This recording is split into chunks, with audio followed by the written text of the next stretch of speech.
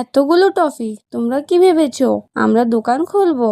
আরে না না, বলেছিলাম না কালকে আমরা কীর্তনে গিয়েছিলাম, সেইখানে গিয়ে আমরা বাতাসা লুট দিয়েছিলাম।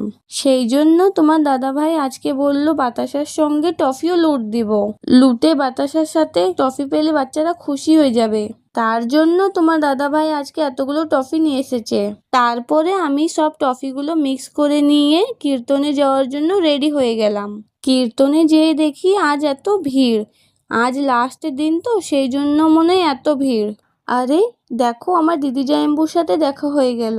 তারপর আমরা সবাই এক জায়গায় বসে কীর্তন শুনলাম। বেশ কিছুক্ষণ কীর্তন শোনার পর আমার বর লুট দিতে চলে গেল।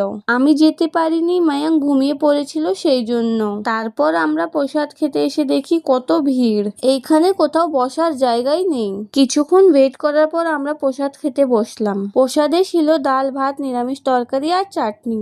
খাওয়া দাওয়া করতে করতে রাত 12টা বেজে গিয়েছিল। তারপর আমরা বাড়ি চলে আসলাম। ছোট বাচ্চা নিয়ে তো আর অত রাত বাইরে থাকা যায় না। বাড়িতে এসেই মায়াঙ্কের দুষ্টুমি শুরু হয়ে গেছে। টবের মধ্যে বসে ও এখন বলছে আমাকে স্নান করাও।